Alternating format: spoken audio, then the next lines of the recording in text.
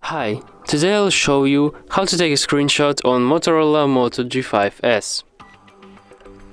So, we just need to press and hold volume down button and the power key. The screenshot is ready. Now let's check it out by going to gallery, turn on, sure.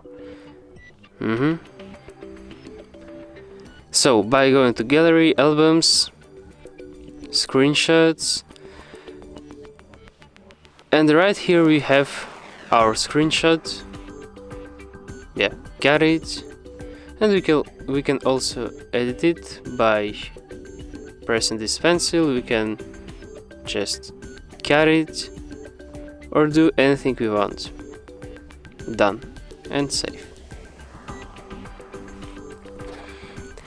Thanks for watching. Press like, subscribe to our channel, and see you next time.